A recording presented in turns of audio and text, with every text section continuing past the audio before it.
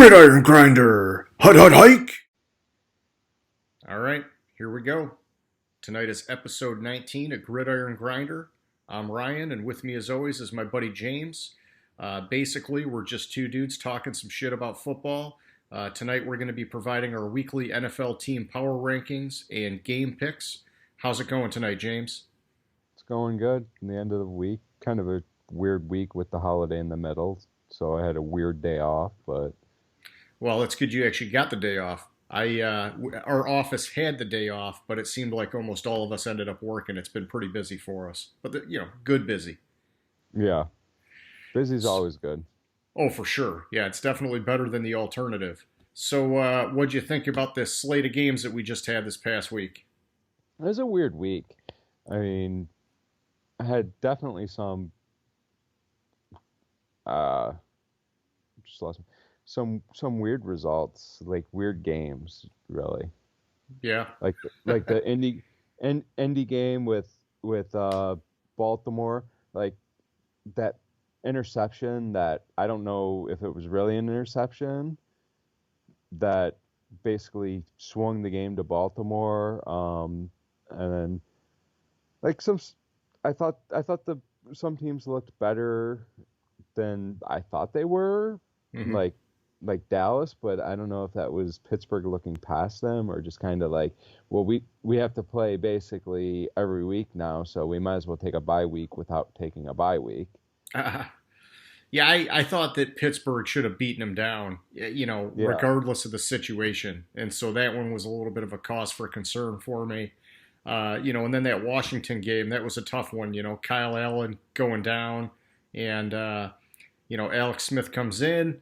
He looked okay, but he had three picks, and so it was like, all right, you're making some good passes and some good reads, but you're clearly not all the way there yet because he never turned the ball over like that before. yeah. And then also the weird thing was, like, are the Jets actively trying to lose every game?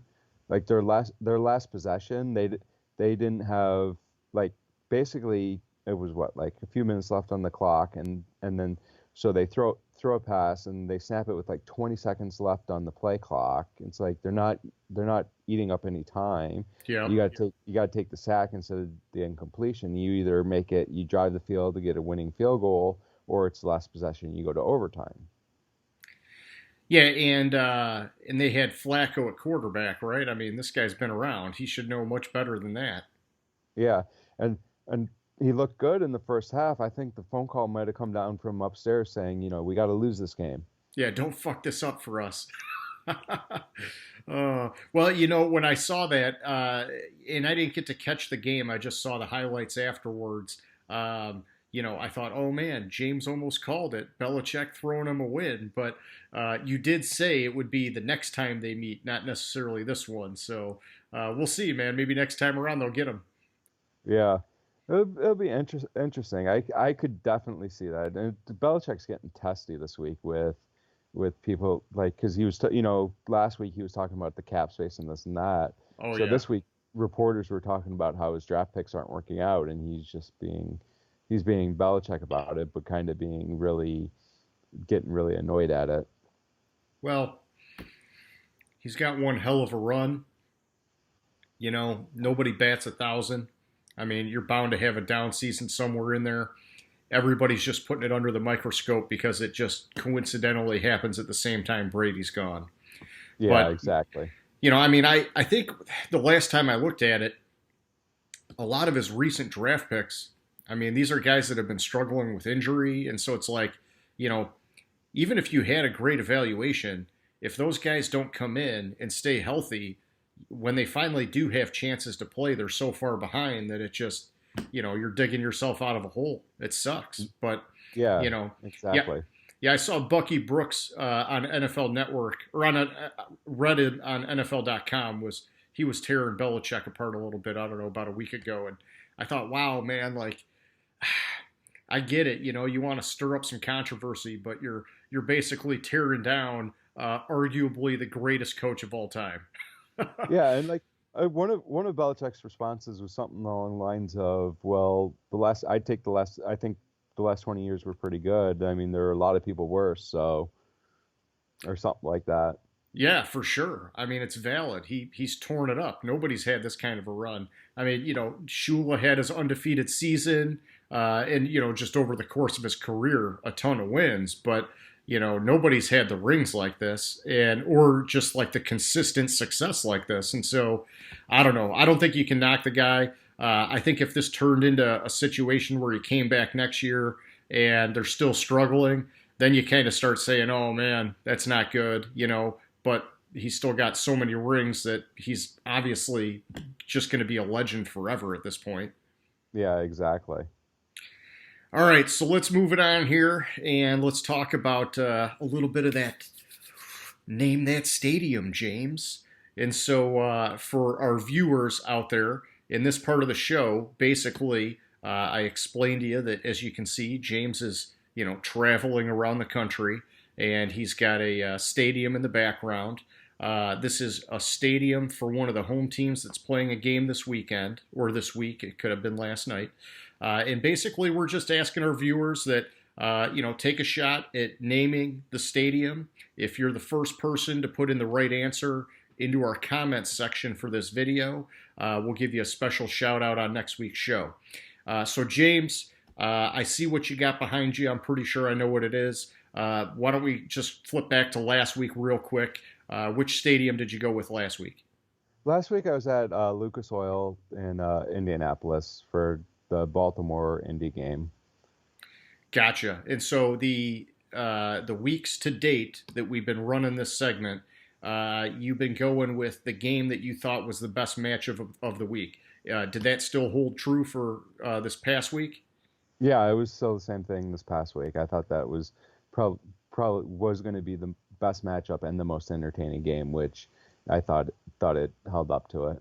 Nice, nice. I figure as the season goes on, there might be one of these weeks where you're looking at a team and you're like, oh, I really like this matchup, but I've already used that stadium. And so you might have to, at some point, kind of finagle or come up with a different methodology. But either way, I think that's cool. Hopefully we get a taker and we can, give a special shout out for next week. If not, I don't know, man. James, I'll just ask you to name the stadium and then you get the shout out and you can pat yourself on the back. Who knows? But hey, enough of that. Let's jump over to our power rankings. Why don't you pull up your board and give me 1 through 5, man? All right, so 1 and 2 stayed the same from last week. I have Pittsburgh, Kansas City up there. I think Pittsburgh's really good. Even though they struggled with Dallas, they still found the way to win, and I think they just kind of were overlooking Dallas, and it might be what they need, might be that punch in the face they need to get them motivated again. We'll see what happens this week. And then Kansas City, I think if the two played, Kansas City might win the game, but I think it would really depend on injuries and a lot of things. But I think it'd be a very close game. Yeah. I think of the defenses in the league, I think Pittsburgh might be the only defense that can really stop that offense in Kansas City. Gotcha. And I've moved Baltimore up one spot. I mean, I started recognizing it last week that I think Indy is a really good team, and unfortunately, I didn't go with my theory on that and pick them last night, which we'll get to. But yeah.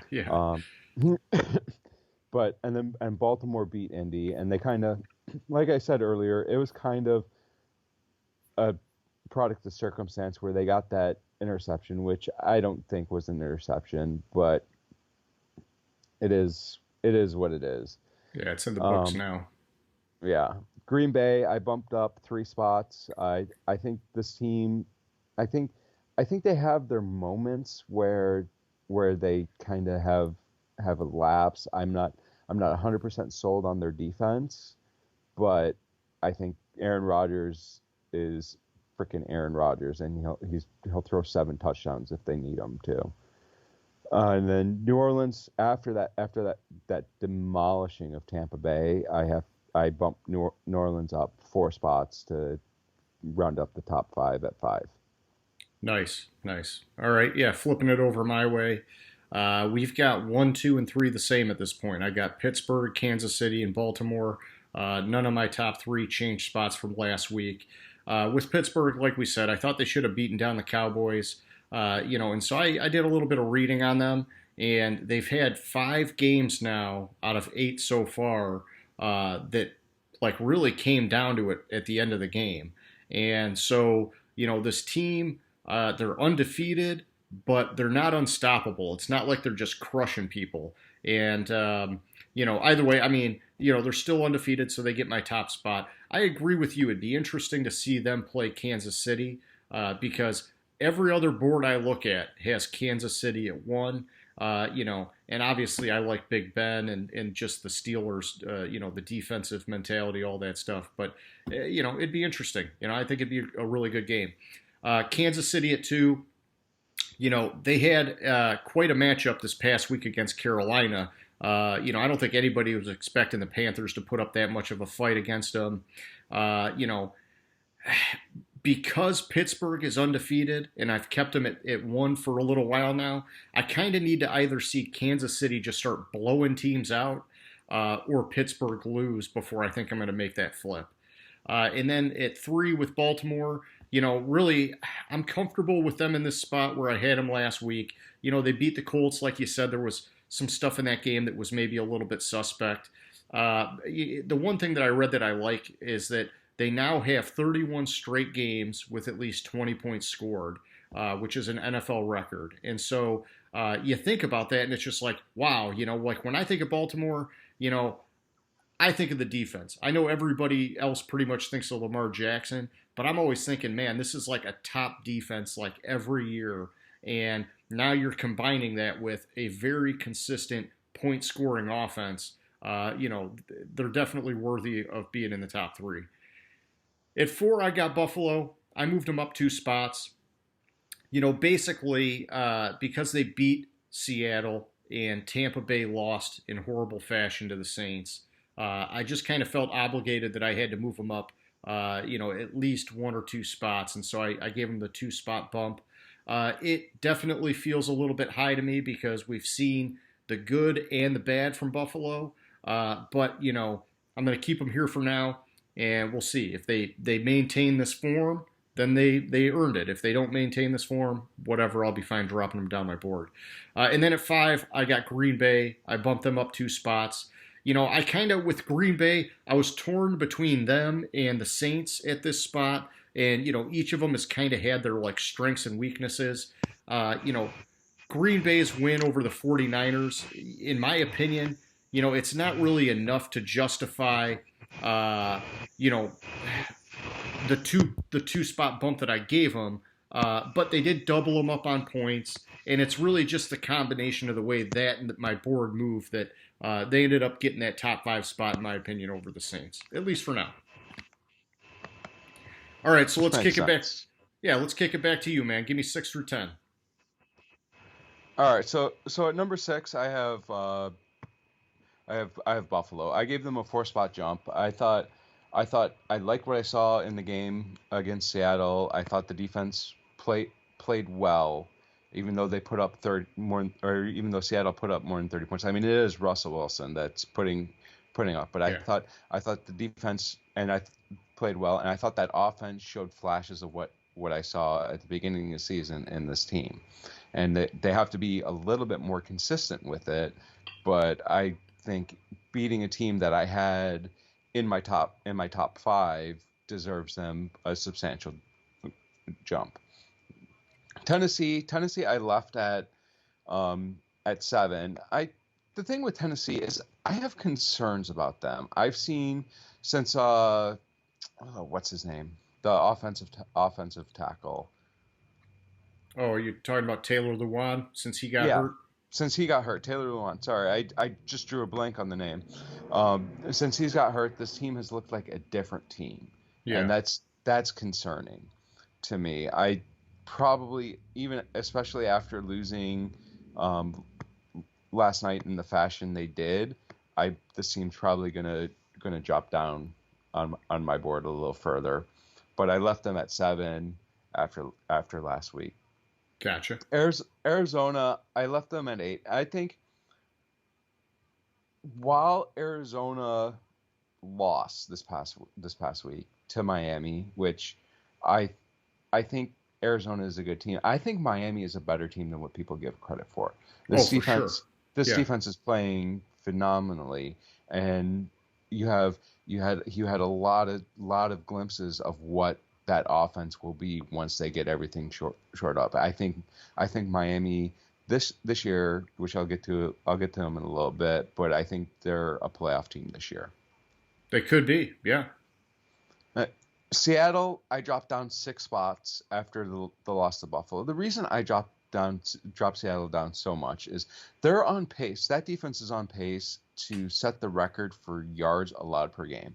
They currently allow 469 yards per game, Mhm. and like 380 of that, or something ridiculous number, is passing yards. Nobody Yeah. tries to run on them because their pass defense is atrocious, and they can't stop the pass. They just really look. And then Pete Carroll was saying, "Oh, well, I was surprised they didn't even try to run the ball. We had some." It's like nobody's going to try to run the ball against you when you're allowing 400 yards a game in passing. Yep. Yep. And Tampa Bay, I dropped down 5 spots to round out my top 10 at 10. The thing with Tampa Bay is, one thing I saw in the game against New Orleans is they went away from the play action a lot. Yeah. And they were having a lot of success doing the play action. That hesitation, because Brady is getting older, that gave him that extra split second where defenders are pausing to see if he's handing off the ball, and then before going back into coverage. I also think this defense is hit and miss. Like the last Oh, 2 yeah. weeks, they've been terrible, but the week before that, they looked phenomenal. So it's like, what is up with this defense? I don't know. Yeah, I think by this point in the season, they should be playing a lot more consistently, and they're not. And, it's cause for concern. But yeah, so I guess looking at my 6 through 10 here, I've got the Saints at 6. I bumped them up 2 spots. Honestly, if they can keep spanking teams like they did against the Bucks, like you're saying, I'm really comfortable with them going higher on my list. The defense for the Saints, at least, is finally starting to play well. I had high hopes for them coming into the season. I think a lot of people did, and it's been sort of rocky, but they've still been finding ways to win games. And then they're finally, or I should say, they finally did get Michael Thomas back. I think this resembled what this team can really do. They finally kind of have all their pieces on the board, and if they can stay healthy from here, I think they can make a deep playoff run. At 7, I've got Seattle. I dropped them down 2 spots. And, the whole thing, I guess the reason that I didn't just kind of kill them like you did is just because they at least kept the game interesting. Buffalo, they just kept running away and it didn't matter. But they scored a lot of points to try and get back in it and come back, and it just didn't work. And their defense is definitely dragging them down. I thought they would have played better with Jamal Adams coming back and Carlos Dunlap being active, but it didn't happen. I don't know. At 8, I've got Tampa Bay. I dropped them down 4 spots. And, a lot like you're saying, it's like just when you think that things are starting to gel with this team, they go out and just shit the bed. 3 points against a division opponent in a home game. The potential's still there, but, at least for our power rankings, yeah, I agree. They got to take a hit, and it's got to be significant. At number 9, I've got Tennessee, and, basically I didn't move them from last week. I thought they had a good win over the Bears, but I didn't think it was enough to warrant moving them around on the board. The teams in front of them I still think are better. That's really just what it comes down to. The funny thing is, so, we do these as the week's going on. And my note for Tennessee, no joke, is that I believe that they are outplaying and out-coaching their overall talent level. And it's funny because the last night against the Colts, just like you're saying, man, I was close to flipping to the Colts, but I'm a diehard Vrabel fan, and I stuck with them. And I think it just shows, last year they had a great run. This year they had a great start to the year, but this team they do still have some holes, and Taylor Lewan being out hurts them.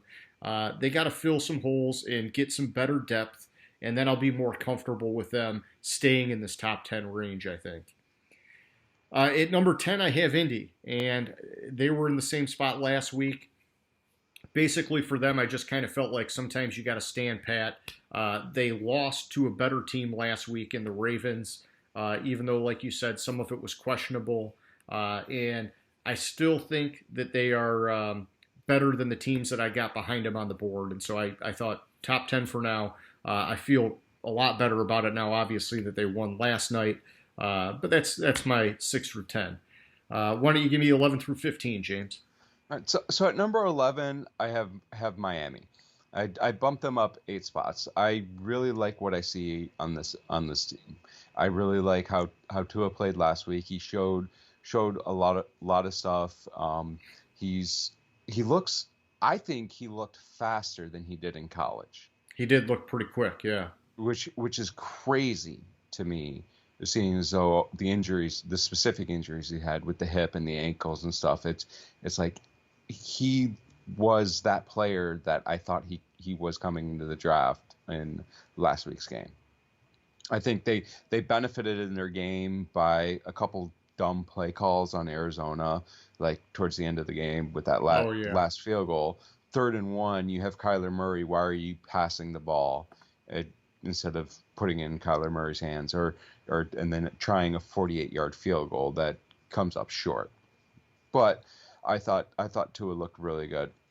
The Rams, I dropped down 1 spot.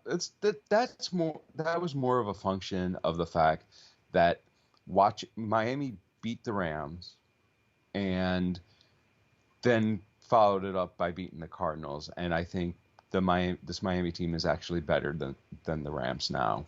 I wasn't sure after the Rams game. I wasn't sure if that was scheme that did it to the Rams. But looking at this past week, I think that was this Miami team, and it's where I thought they would be next year, not this year. Yeah, for sure. And if they keep it up, Flores is going to win Coach of the Year. Oh, yeah. Hands down. San Francisco, I have no clue what the hell to do with San Francisco. I left them where they are. I have no fucking clue about this team. There's just too many injuries, man. Yeah.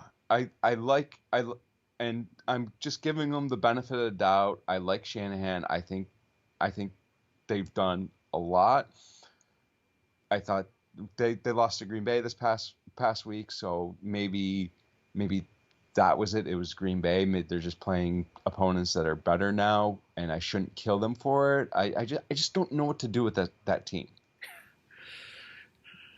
Indy is gonna jump up substantially after last night's game. I didn't move them up because they lost going in, or they lost last week to the Ravens.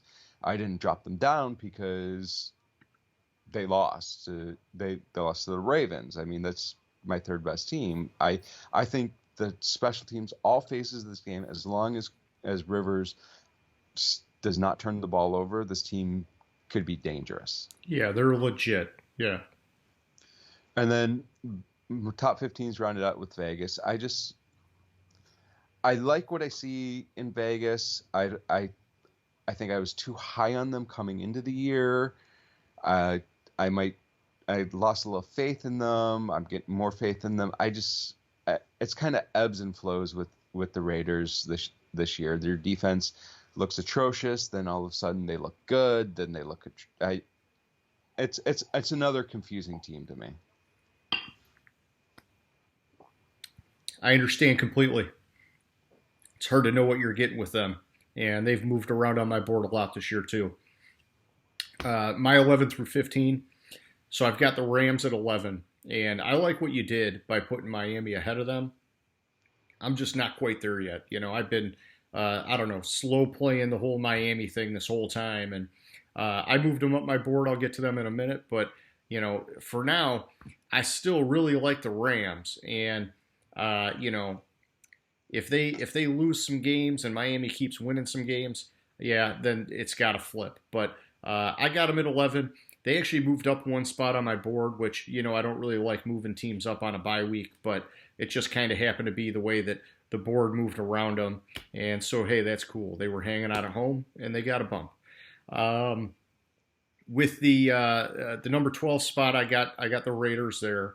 And, if they would have had a more decisive win against the Chargers, I probably would have put them at 11, which would have let me keep the Rams at 12, and there might have been some more harmony on my board. But it didn't happen. And so I thought, just a one-spot bump was appropriate. Plus, my gut's telling me, and I'm sure you do this too, like you talked about, it's like, I tried to think if the Raiders played the Rams, who do I think would win? And right now, I don't know. My gut's telling me I think the Rams are the better team. And so that's just kind of why I kept it that way. At 13, I've got the Browns. Similar to the Rams, they got a gift while sitting at home on their bye week. And it's just because of the way the board moved around them. At 14, I got the Dolphins. I moved them up 2 spots. Man, I got to tell you, it is a little shocking to see them get into the top half, like you're saying, this season, because we thought with all the moves they made in the offseason, it was very smart and it was putting them on the right track. But it seemed like next year was going to be their year. And man, it's just they're accelerating. They're getting there now. Tua looked great, by the way. It's crazy to think that we've got 3 rookie quarterbacks doing what they're doing. It's made for a lot of interesting football games that maybe in past years might not have been that much fun to watch. Well, one thing about Miami that I forgot about is, imagine this team's probably going to be a playoff team this year, or it has a high likelihood of making the playoffs this year. They're going to have a top 5 pick this year because they have Houston's first round pick. Yeah.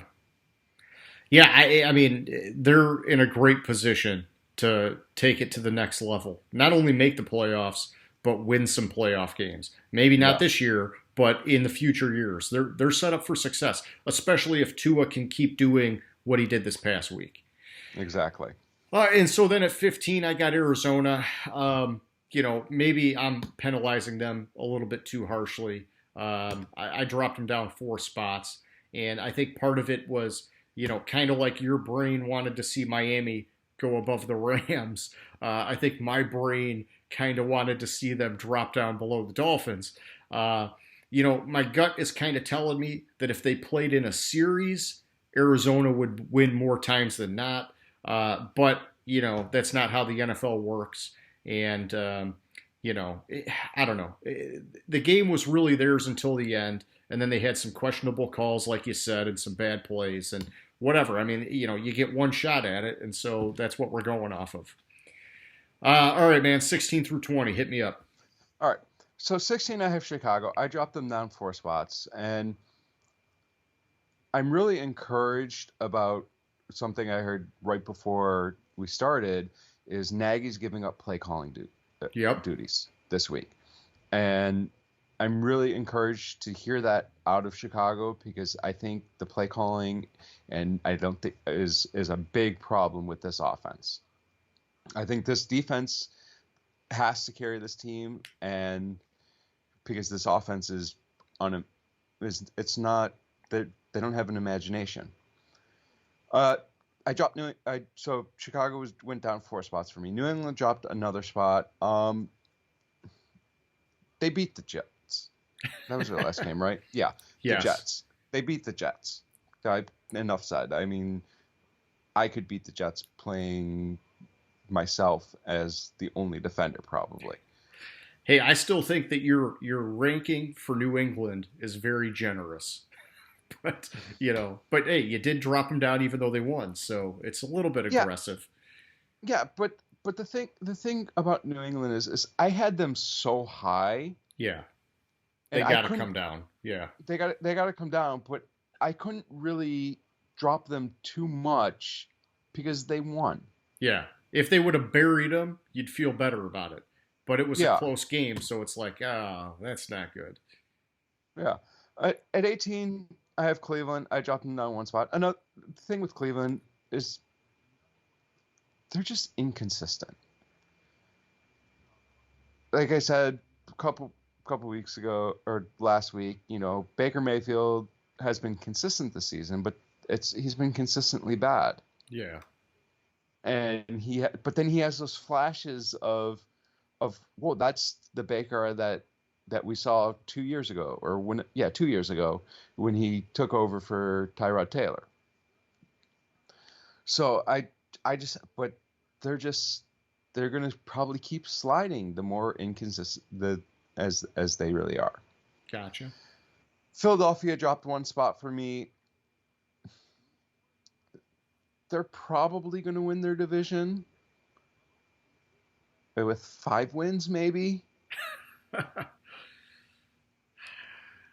I'm sorry, 5 wins and a tie, so 5.5 wins. My fault. Yeah. But yeah, it's 2020, James. That's all you need this year. But the thing with Philadelphia is they are getting healthier. Yeah. And that should help. For sure. And then I have Denver at 20. I need to see more from Denver before I move them any further. This feels about right for them. I gotcha. Yeah, I'm not totally sold on them, and I got them a few spots lower than you, but I know what you mean. It's a frustrating team to watch, to be honest. All right, so at 16, I got Chicago. I dropped them down one spot. Kind of like what you're saying with Denver. I feel like 16 is a little more appropriate for the Bears.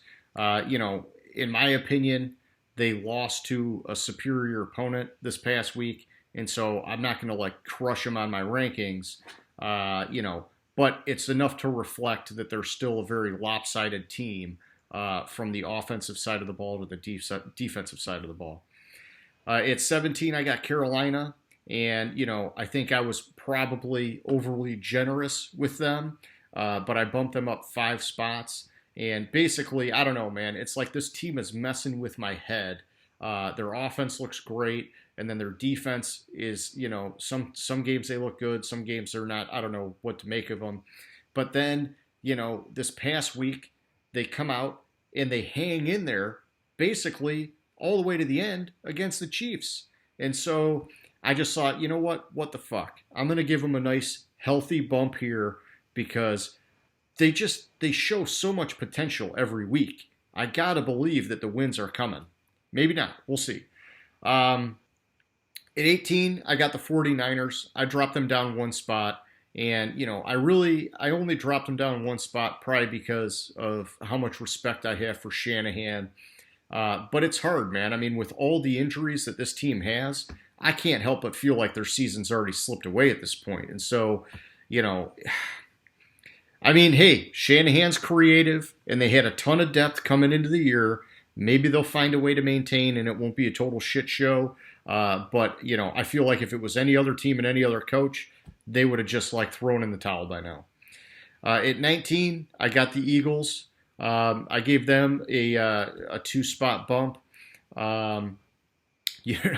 Kind of crazy going up 2 spots on a bye. It's been a weird week with my board. That's really all I can say. And I think when I put them here, I felt good about it, even though they didn't just beat somebody, because like you're saying, they are getting healthy. Alshon Jeffrey's coming back. Looks like Miles Sanders is going to be coming back. I guess I should say with Alshon Jeffrey, he's finally getting ready to make his debut. Not that he's coming back. But I believe with these guys getting healthy, they can play at a much higher level. They've shown it in the past, and it's kind of like they're getting that whole crew back together finally. At 20, I've got Cincinnati. This is one where, hey, finally, I got a team who was on a bye week that didn't actually move on my board. And, the thing with Cincinnati is, the more I think about this team, the more I kind of envision them slipping in the future. I think they got to 20 just because I was so excited by the things Burrow was doing. But, I had to stop and look at their record and just kind of say, man, if they don't start winning games, 20 is probably a little bit high for them. And it's going to be tough this week because they're going up against Pittsburgh. Now it's a divisional game and anything can happen. But if they lose, I gotta take them down at least a couple spots. All right, man, kicking it back to you, 21 through 25. All right, 21. I have Cincinnati. Like you said, they were on a bye. I couldn't move them. I like flashes I see from this team. I think the defense needs work.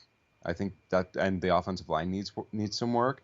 But I had heard a stat that the other day that Burrow this year is on pace to set the attempts record in the NFL.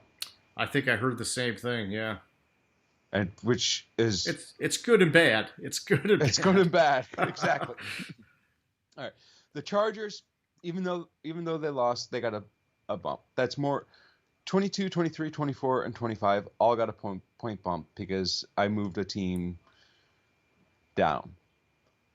Houston at 23. I don't know.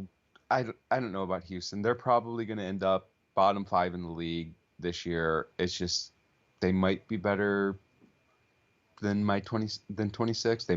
They beat Jacksonville, so they should be ahead of Jacksonville. 24 is Jacksonville, and 25 is Minnesota. I really, the thing I like about Minnesota is they're focusing on the run game. Mm-hmm. And which is opening up the passing game for Cousins. And I really like to see that because I'm seeing Cousins having some success now that they're starting to focus on the run game. The other thing I like to see there, and I was huge on this guy as being a perfectly capable replacement for Diggs, was Justin Jefferson. Oh yeah. And he's ridiculously better than I thought he was coming in. Yeah, he's way ahead of schedule. He had 2 or 3, I think it was just the first 2 games. I think he really got it in gear in that third game. And yeah, he's like not looked back. He looks like a seasoned veteran as a rookie asked to fill some big shoes. That's for sure. And the crazy thing about Minnesota is I'm hearing talk about Dalvin Cook for possible MVP candidate. Yep. On a, what are they, 2-5? Yeah, it's because he already has 12 touchdowns. That's a lot for the halfway mark. It's the most by a running back at this point in the season, probably in a while, man. Yeah, but I can't remember an MVP, even somebody that's in the conversation for MVP, being on such a bad record. I know what you're saying, and just kind of like kicking back to last week when I was talking about Minnesota for a minute. They have a really soft schedule for these next at least 4 or 5 games.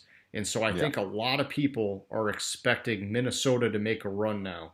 And I've heard a lot of people say that, basically they're still in the playoff picture with how easy their schedule is in this back half. And so, if that's the case, it really doesn't sound that crazy, Dalvin Cook for MVP. But, but the stars do have to align first. If they don't, I agree with you. If this is a team that only wins, 6 or 7 games and they don't make the playoffs, yeah, you can't name the guy MVP, man. That's just crazy. All right, so flipping over to my side here. At 21, I got the Falcons. I bumped them up 2 spots. Hey, I thought it was a nice win over the Broncos. So I'm putting them 1 spot ahead of the Broncos. In my opinion, this team has been playing a lot more disciplined since they made the coaching change. And I know that they haven't gotten a ton of wins as a result necessarily, like the close loss against Detroit.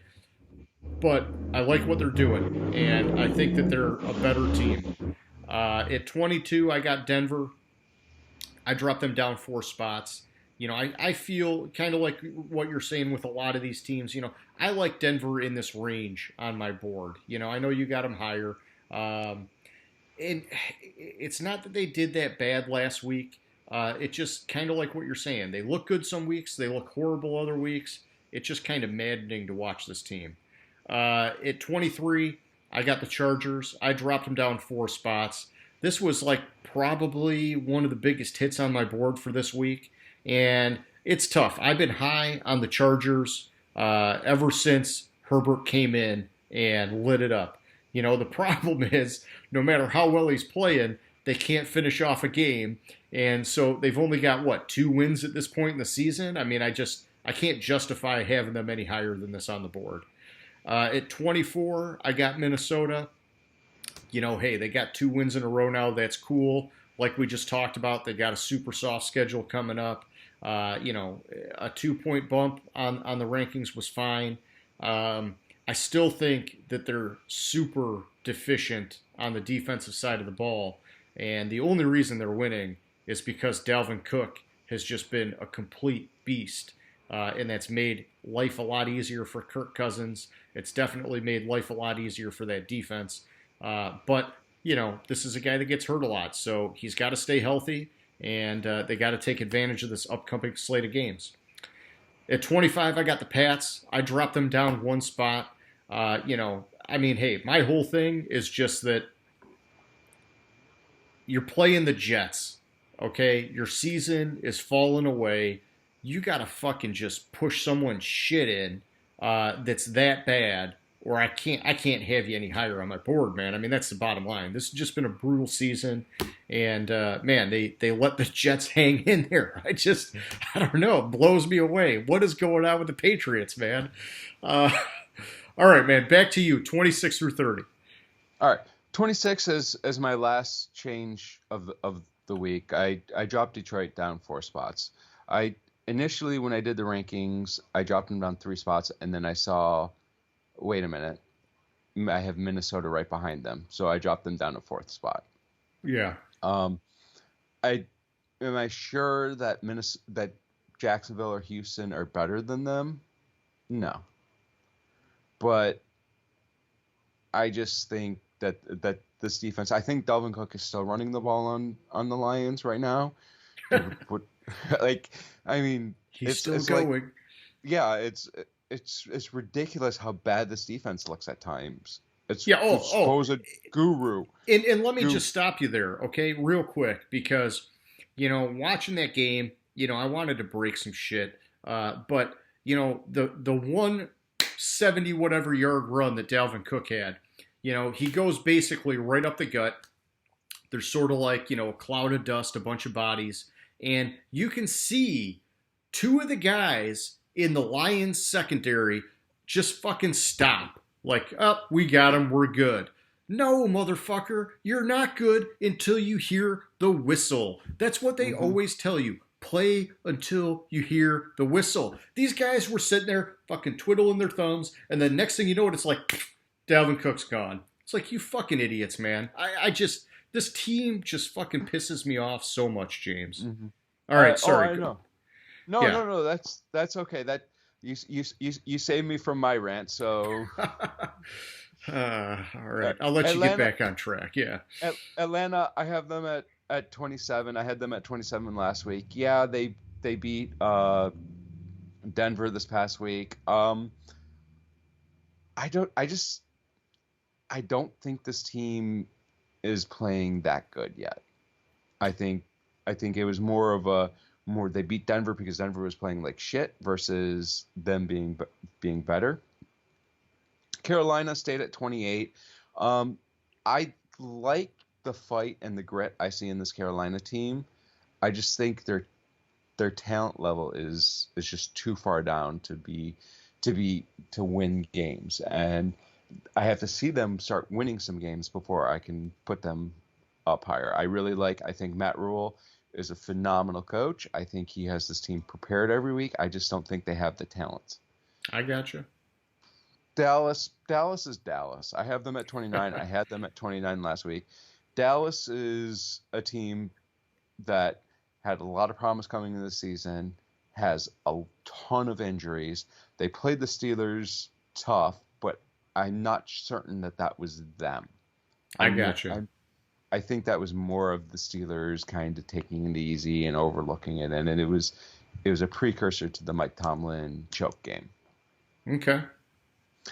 Giants stayed at at 30, I think with the thing with the Giants is I actually probably am being too harsh on this team, because if you look at their losses, their losses are two points to Tampa Bay, a couple Yeah. points here, a made field goal. But the thing with it is Daniel Jones is 1-16 against teams that aren't the Washington football team. Yeah, that's not good. He's 4-0 against the Washington football team. They need a new quarterback. It's tough, man, because honestly, early in the season, they had no offense. And, that was even when Saquon was healthy. They couldn't get the run game going, and they couldn't get the pass game going. And it just, early on, it was like, geez, just throw in the towel, and the defense looked horrible. And then a couple games into it, it seemed like some of the wheels started turning, and they were moving the ball finally, and the defense was playing better finally. But then Daniel Jones was making stupid plays, like tackling himself on a wide open run, and throwing interceptions in the red zone, which you just can't do. And so it's like they've definitely gotten better than where they started. But yeah, they're still just. Is it the quarterback? Is it the offensive line? There's a lot of things, man. This team they've got a lot of issues that they have to address. Yeah.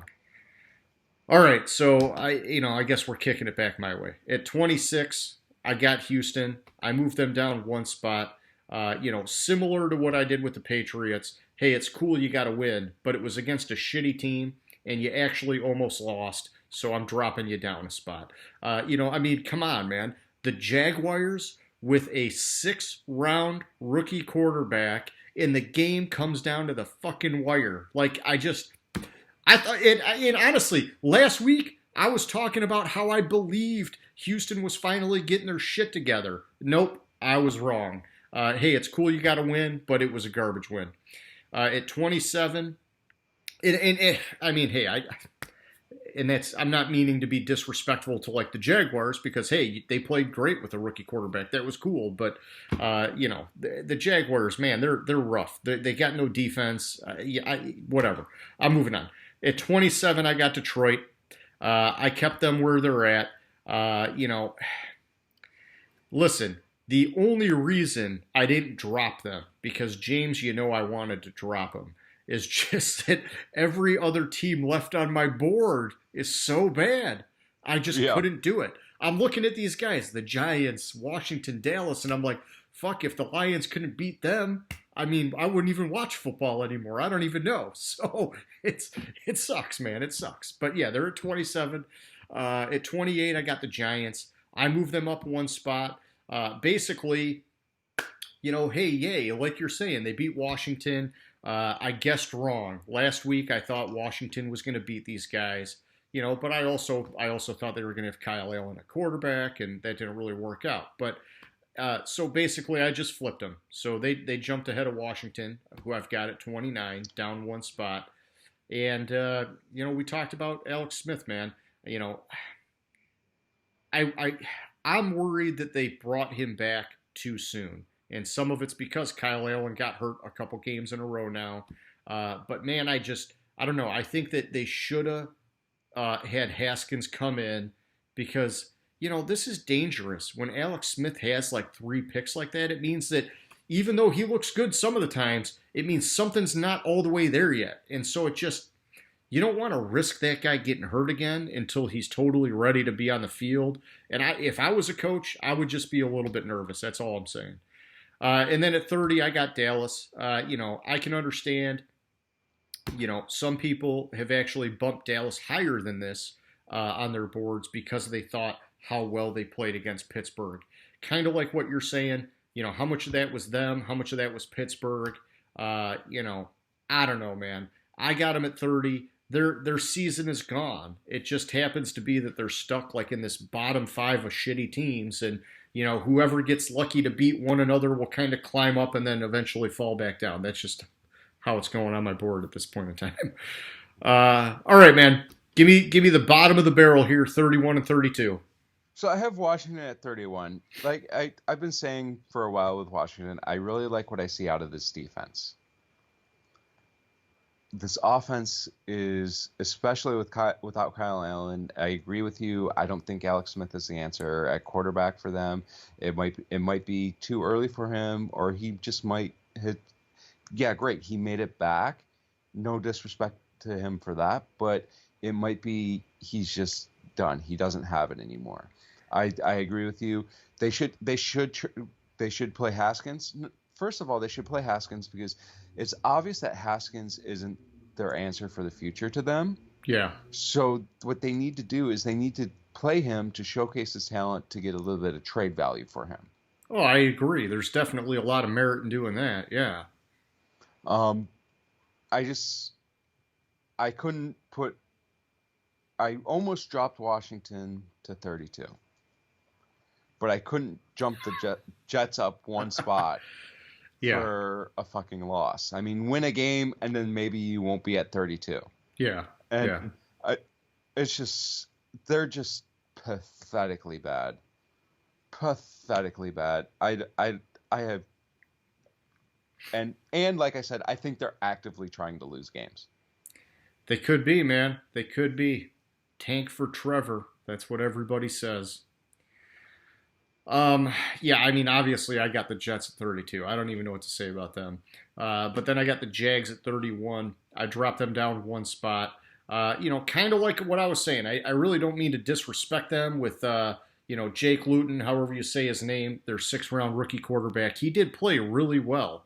And I think that's, it's that surprise factor that maybe kept them in that game because defenses don't know what to expect from a guy that they have no pro tape on.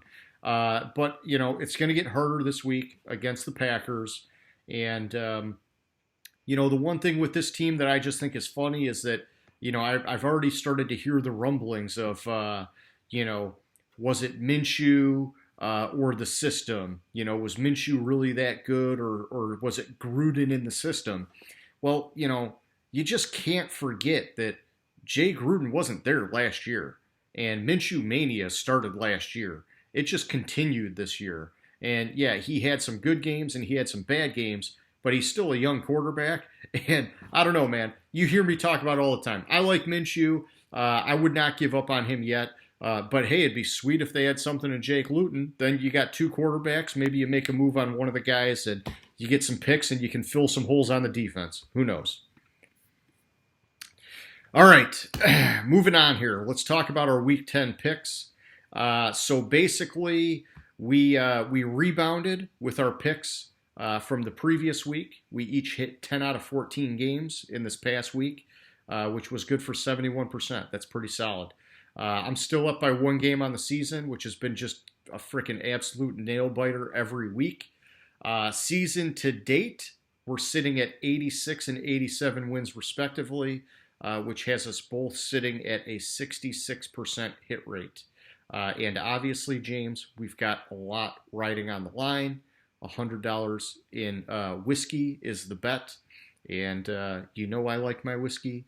I know you like your whiskey. So, let's get to it. Thursday, last night, Colts versus Titans. We both picked Tennessee, man. What the fuck happened there? So I picked Tennessee and I sent you, and then the more I was thinking about it, like later, like I was thinking about it, I was like, this game is ripe for Indianapolis to win. Yeah. I couldn't pull the trigger on it because I don't I'm starting to gain trust in them. Yeah. But I don't trust Phillip Rivers. Yeah, and I've seen it seems like these last couple games, some of that like swagger in Phillip Rivers' eyes again. And maybe that's all it was, is that it was a new team, even though a coach he was familiar with, maybe he just needed a little bit more time to start to get into that rhythm. I don't really know. I was expecting this to be a good game. Really, my only concern was that Tennessee's offense, as you know, is really derived from their run game. And Indy's defense is really fucking good at stopping the run game. But, I think both teams played well. I thought that first drive was sweet. Deonta Foreman, scored that touchdown. I mean, that guy, I loved him coming out of college, and his career has just been, I don't even know what to say about it, man. It's, in Houston, he was hurt a lot, and then he had other issues, and now Tennessee's there, and he's having some traction. I think that guy's a great backup running back for Derrick Henry, man. I like that they got him there and that he's having a little bit of success right now, at least this past week. All right, man. Moving on to Sunday, and it sucks. We lost another Thursday game, James. I mean, if we looked, I say we're moving on to Sunday, but I'm like tripping myself up. If we looked at just our Thursday night games this year, we would be under 500. I guarantee it, dude. It seems like every Thursday we're wrong. I don't know what's up with that. I think we've gotten two right. Yeah, what the fuck, dude? What the fuck? It was the Green Bay San Francisco game and the Kansas City Houston game. I think those are the only two we've gotten fucking right. Yeah, so we start there might off be another bad. one in there, but I think though, like, it's very few that we get accurate. I don't know. I don't know what the fuck's up with Thursday. Maybe it's because like I do most of my analysis on Friday. Yeah. Maybe I have to start doing it on Wednesday and kind of look more into it. I kind of do a quick overview of the game of the Thursday night game to make sure that the previous week I'm still thinking what, like, from the previous Friday I'm still thinking for that Thursday what I picked, but I don't know what's going on. And and it was tough. Like last night, I mean, I'm just like a big fan of Vrabel and what he's doing with that team, but their defense has looked super sketchy, and I think I just kind of give them a free pass because they've won so many games at this point in the year that I'm just like, man, they could just keep it rolling. And we found out last night, nah, you can't just keep it rolling. But all right, we got a rebound, man. Let's look at the Sunday games, and let's start with Philly at New York.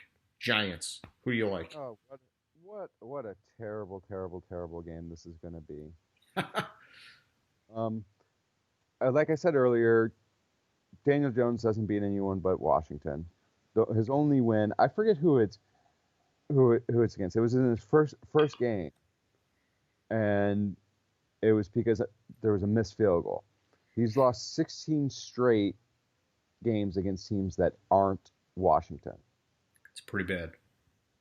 So, with that said, I can't pick Daniel Jones to beat Philadelphia. So I got you. I'm on Philly. Yeah, loud and clear. I hear you, man. You're going Philly. I'm going Philly as well. And, even though I think the Giants are finally getting into a rhythm on offense, I just think that the Eagles are the better team. And they already played once this year, and it was pretty close. I don't think this one's going to be close like that again. Next up, we got Jacksonville at Green Bay. I don't know, man. Could it be a trap game with the rookie quarterback on Jacksonville? No. Not even close. And especially, I hear that Green Bay is getting Lazard back this weekend, which will take a little bit of pressure off of Adams. Mm-hmm. And I think it's questionable. They're hoping he'll come back, but they're basically saying as they get to Sunday, if they're not totally comfortable, they'll hold him out.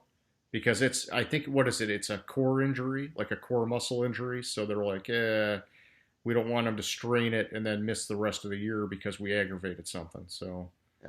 So I'm on Green Bay for this game. There's no chance that Jacksonville has absolutely no chance in this game. Yeah, I'm with you, man. I'm going with the Packers. Really, Green Bay's defense is stopping the run.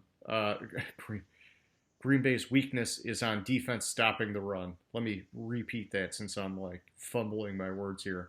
In Jacksonville, even though Robinson has played great this year, he's been more of like a dual threat running back, man, where he catches a lot of passes and he's not a Dalvin Cook guy that's going to put the team on his back and just run all over the Packers. And so I'm going with Green Bay.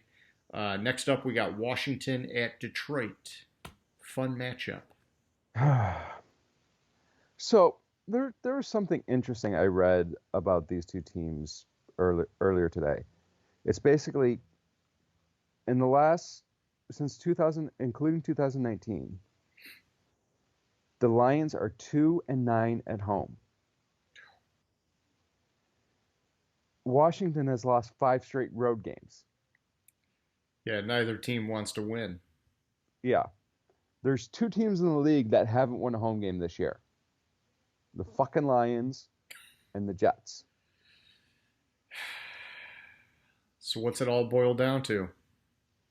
After this week, there will be 1 team in the league that hasn't won a home game, and that because the Lions will win.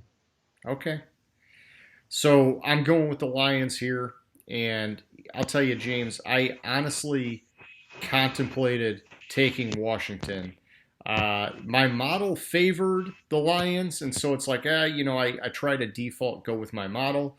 I think that if Kyle Allen was healthy for this game and they had him starting instead of Alex Smith, I probably would have picked Washington. And I believe Galladay's out again. And so I'm not confident with Detroit. I just am nervous about Alex Smith really being capable. And, I don't know. If the Lions lose, I'm giving up on them. I mean, shit, with how much crap I talk about them, I've kind of already given up on them, but whatever. Next up, we got Houston at Cleveland. Okay, if Cleveland does not win this game,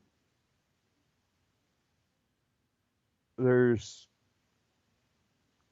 something wrong with that team. I hate this game. I'm not confident in this pick, but I'm on Cleveland. I think it'll be a close game. Okay. I'm going with Cleveland as well. The last I saw, Nick Chubb is back. And, you probably heard me say it before, but he's one of my favorite running backs in the NFL. I just love the those hard-nosed, bruising runners. And I guess aside from that, it just blows my mind that Houston almost lost to Jacksonville last week. But I think, with Chubb and Kareem Hunt both playing, it's going to be, a different, better Cleveland team. And they've been winning games anyhow. And so I don't want to take anything away from them. But I think this is the Cleveland team that we wanted to see. And they've got the band back. So I think they get a win here. Yeah. Next up, we got Tampa Bay at Carolina. This game was another difficult one for me to pick. Tampa Bay, they've been playing like shit. Carolina, they've been tough, but like I said, I don't think they don't have the talent. So I'm going to go with Tampa Bay in a close game. Okay. Yeah, I'm going with Tampa Bay as well. I agree with you 100%. Carolina played great against Kansas City. Tampa Bay played shitty against New Orleans. So I don't think it's an easy win for Tampa Bay. And when I was looking up some stuff here, I did come across a stat that I don't really know how much it matters necessarily, but I noticed that Tom Brady is averaging 6.9 yards per attempt this season, which is very clearly in the bottom tier of quarterbacks this season. Had I not read that, I never would have believed that because, we've talked a number of times about how Bruce Arians likes to throw deep. Brady kind of struggled to adjust mentally to doing that. And with how well it seems like he's been playing, I guess he's just been throwing a lot of shorter balls, man. And then on the flip side, Teddy Bridgewater, 7.9 yards per attempt, which is not necessarily in the top tier, but it's on the fringe of the top tier. At the end of the day, like I said, I'm not sure that those stats necessarily matter. They're just, good to know. But I think Tampa Bay has more talent. It's just a matter of them playing up to that talent level, and they can get the win here. Next up, we got the Los Angeles Chargers at Miami Dolphins. So when I did my analysis, I was doing my initial analysis, I was on the Chargers. I think the Chargers have a more complete team. They need to find ways to win. but then I found out that Bosa was out, and that swung it to the Dolphins, and so I'm on the Dolphins this week. Yeah, I'm with you again, man. And the exact same thing, basically. My original pick, as you know, was the Chargers. And then I found out after the fact that Bosa was out. I reran the model, and it just gave the edge to the Dolphins. And so I flipped the pick. It's like a razor thin margin, man. And when it's that razor thin, it makes me nervous because Tua, he's got to play good again, and there's just not a lot of tape on him. And so I'm like, oh man, Herbert, he's now shown every week that he can play. Tua's really only done it the one time, and so can he keep doing it? Absolutely, he can. I'm just a little bit nervous because I got to see it. Next up, we got Denver at Las Vegas. The two teams that I just got done saying are inconsistent. They I don't like a lot of the matchups this week because it's like these teams. Well, I'm really been down on this team for this reason. I've been down on this team for this reason, and it's like, what the fuck to do? But what it boiled down to me was I think Derek Carr is playing phenomenal this year. Yeah. And so I went with the Raiders. Nothing wrong with that, man. So I also went with the Raiders here. And, I think we talked a little bit about this last week, that to this point in the season, they've had either one of the hardest, if not the hardest, schedule in the NFL. And despite that, they're sitting at 5-3. And both these teams have played streaky. Denver, it's been more inconsistent on the offensive side of the ball.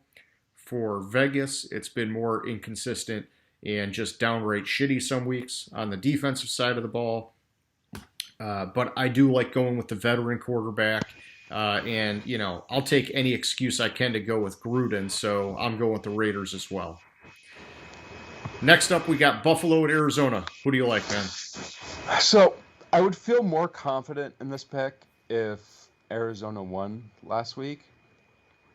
But what it boils down to me is I think Josh Allen's a little bit more experienced than Kyler Murray, and I see it as a high-scoring game, but Buffalo pulling it out. Gotcha.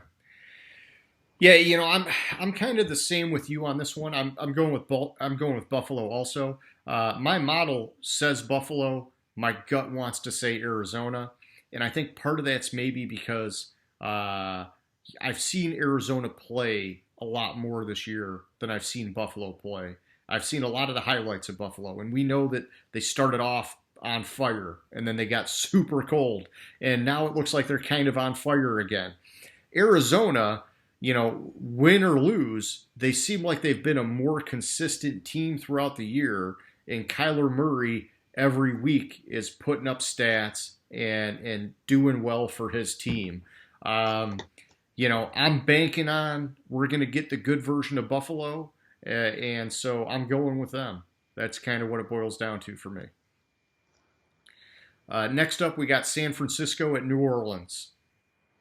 So for this game, I think I see that New Orleans continuing what they did last week, and I mean it is San Francisco. San Francisco, they've been inconsistent. They have a ton of injuries. If Kittle was playing, I might feel differently about this game, but I'm definitely on New Orleans for this game. Yep, same here. Yep, the Saints D, like we talked about earlier, they finally showed up, and they've had a few weeks in a row now where it looks like they've been getting better and getting on the same page. This was another one that I came across this stat when I was looking at some of the quarterback numbers. Freaking Drew Brees, and this won't really blow you away. I'm sure you would have expected it, but he's completing 74% of his passes, which, it's if it was anybody else, it'd be ridiculous. I think a lot of us expect Breeze to have a high completion percentage. I just think it's phenomenal when you think that he's doing it without his top wide receiver all year. And not to mention Emmanuel Sanders has missed games. Jared Cook's had some issues. I mean, he just tears it up with anybody who's around him, man. I think it's awesome. And then on the flip side, San Francisco, they just can't catch a break, man. If you look at their injuries, they have arguably 2 or 3 of their top players on each side of the ball out, and they've been out all year. I mean, it's just they got nothing going in their favor, man. I can't go with them, so I'm going with the Saints. Next up, we got Seattle at Los Angeles Rams. So this is definitely a battle of strengths. Seattle scoring like 35 points a game. The Rams are allowing less than 20 points a game defensively. This was, I can't trust Seattle's defense. Mm-hmm. And I see this as more as along the lines of the Buffalo Seattle game last week, where it's going to be high score. It's going to be high-ish scoring comparatively, and the Rams pull it out. Okay, so this one we're going against each other. I like it. I'm going with Seattle, and my model actually picked the Rams, but it was close, and I decided to override it. Mainly just because of how hot Russell Wilson has been all year. And also, going back to these quarterback stats that I dug into pretty deep this week, Jared Goff, 13 TDs on the year. Russell Wilson, fucking 28. Okay? You got to score points to win. I'm going with the Seahawks. All right, up next we got Cincinnati at Pittsburgh. Cincinnati and Pittsburgh. I can tell that you're on the fence with this one, man. You want to go for the upset.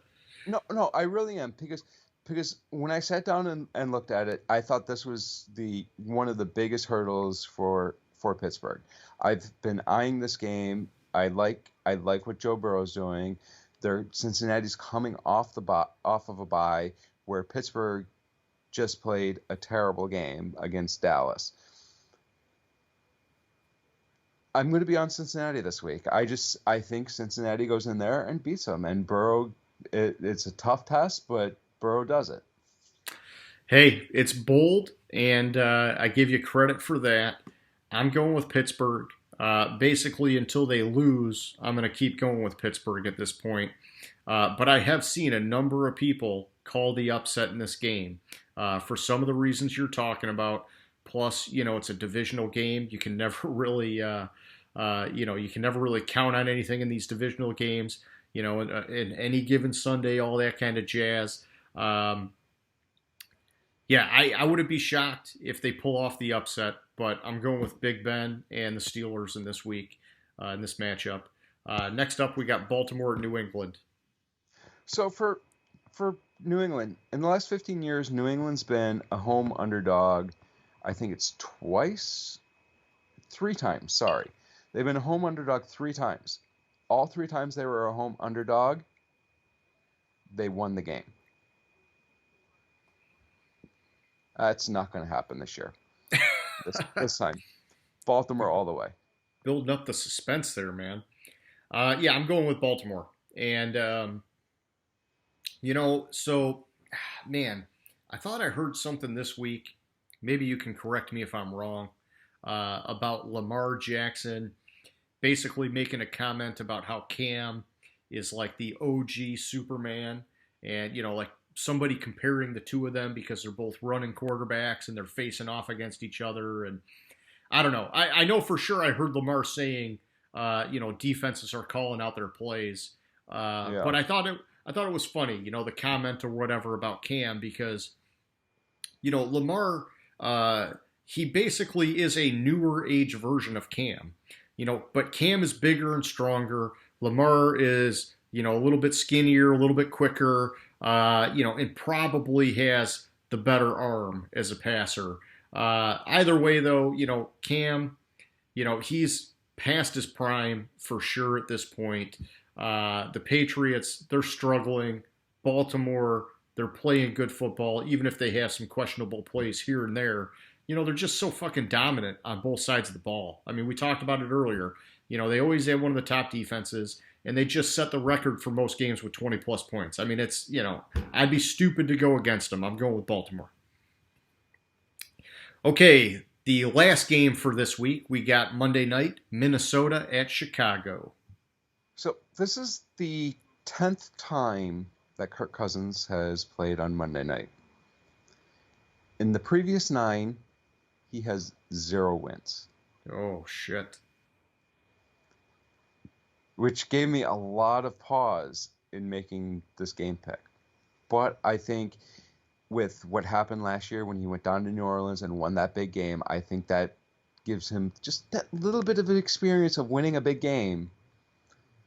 And I really like how Minnesota's been playing lately. I really don't like how Chicago's been playing. So I go with Minnesota in this game. I got you. So this one we're facing off. I got Chicago. I looked at it as, just the other week, the Bears defense held Derrick Henry to 68 yards. I think that they can do a better job containing Dalvin Cook than recent teams like the Lions and the Packers have, which is going to put that pressure on Kirk Cousins. And it's not that I trust Chicago's offense, because I don't at all, but they have found ways to win games, and they do have a solid defense. Going back to some of my quarterback stats, though, talking about Cousins, man, this is one I had to point out because, I love Cousins, fellow Sparty here. He's averaging a ridiculous 8.9 yards per attempt this season, which is the highest in the NFL. Deshaun Watson is sitting behind him at 8.8, which is weird because, like I said, some of these stats don't matter. Both these guys are sitting on teams that are under 500. So it's cool you got one sweet stat in the pile, but you got to win some games. I'm going with Chicago.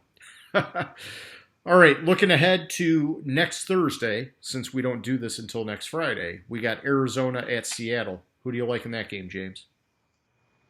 My initial look at it has Arizona winning the game. Arizona got him last time, man. I know, but Arizona plays Seattle well in Seattle. My initial run through of it, which could change depending on what happens this weekend, but I had Arizona just with a slight edge. That it's just that Seattle defense. Yeah, they're so freaking shaky. So for now, I've got Seattle. I'm sure I'll go back and forth on this one a lot. I had Seattle last time, and as you know, they lost in overtime.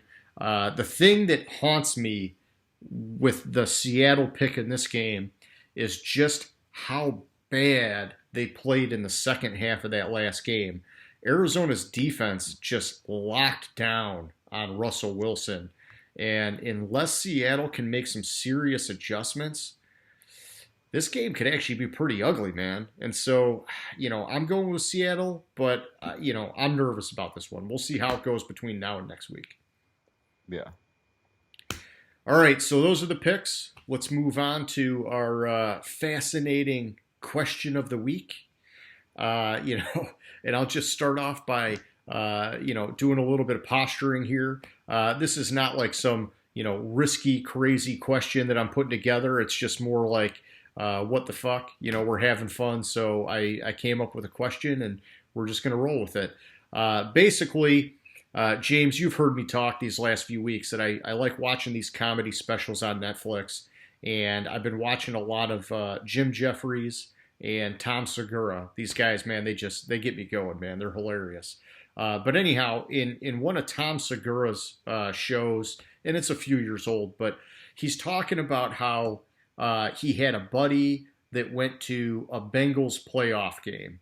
And, I mean, that had to be a while ago. I can't, when was the last time the Bengals were in the playoffs? But they lost, and after the game, his buddy waited in the tunnel and was asking all the players for autographs. And, obviously they were all like fucking pissed off and like they were like, fuck you, dude. I'm not giving you an autograph. And like, some were like threatening to kick his ass and whatever. And it was, pretty much what you would expect it to be. But so my question for this week, is let me just kind of ask you this. It's not quite the same.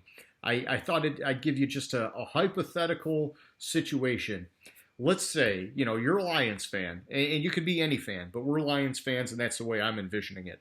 And let's say you go to a home playoff game for your favorite team that's like never fucking been to the playoffs, okay? And they lose, and so it's crushing, okay? But you're a fan, and, for you, just the experience is fun. And so even though they lost the game and you're fucking crushed, you're out having fun with your buddies. You go to the bar after the game. You run into a couple Lions players, and they look like they're actually having fun. They're putting back some drinks. They're having a good time, even though they just lost this playoff game. Would you ask them for an autograph? What do you think, James? Probably. You think so, huh? Yeah, I think I would. Now, flashback a couple years when I still lived in Michigan. It was, and it wasn't during the season when I was working at the restaurant. What the fuck's it? Robert Porcher came in, Oh, yeah, I love Robert Porcher. and you damn right. Even though I was working, I walked right up to his ass and asked him if I could have his fucking autograph. And did he hook You know you what up? he said? He said, "Fuck yeah." Oh, dude, that's awesome. That's awesome. So I thought about this one, and it made me think of some stories when I was younger. And the area, the old Meadowbrook Mall in Rochester. I used to ride my bike up there all the time when I was young. And we used to see Herman Moore at the mall like all the freaking time. And like me and my buddies ended up talking to him a couple times, just kind of friendly. We were at the arcade together, and he was a really cool guy. But I could never bring myself to asking him for an autograph because I kind of just thought, so many people probably do it all the time. I just didn't want to bug him. Like, I just thought it was cool that I was able to talk to the guy, and that was like enough for me. And I think as I've gotten older, I kind of look at it and I'm like, well, when you're a professional athlete, I think you have to have the expectation that people are going to want your autograph and you should be willing to give it to them. And so for this one, I'm kind of like, man, I don't know. They just lost a playoff game. But if they're hanging out at the bar, they're probably having a good time. It's hard to say, man. It's hard to say. But if I'm drinking too, that's a factor. It's like, oh man, I'd probably do it. So I don't know. Hey, that's my stupid ass question of the week. For anybody who's watching, it's similar to Name That Stadium. We'd love to hear what your answer is to the question of the week. If you want to throw it in the comments section, that'd be cool. If not, no big deal. James, moving on to wrapping it up, man. That's pretty much all I had for tonight. You got any final thoughts? No, I don't think I have any final thoughts. I think I hit them. Besides, the Lions better fucking beat Washington this week. If they don't beat Washington, I expect Patricia to be fired right after the game.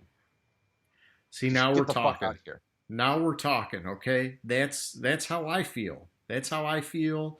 And then they had to go out and fucking win against Jacksonville and like keep the fucking dream alive for Patricia, man. So I'm all for that. Let's just fucking burn it down and let's start this bitch over. If Jacksonville wants to get rid of Minshew, let's go and get him, and we'll send Stafford to a team where he can fucking win some games, and we can start over happily. Everybody wins. Exactly. All right, cool. So let's close it up then. Basically, for anybody still watching, we hope you like the show. Please check us out again next week, and please, please, please hit us up with some comments. We want to know how we're doing. We got the name that stadium segment. We got the question of the week, and we just got generic. You can put whatever the heck comments you want on the board. We want to hear from you. All right, that's all I got. I hope you have a good night, James. I will catch up with you later. All right, sounds good. Later. Gridiron Grinder. Hut, hut, hike.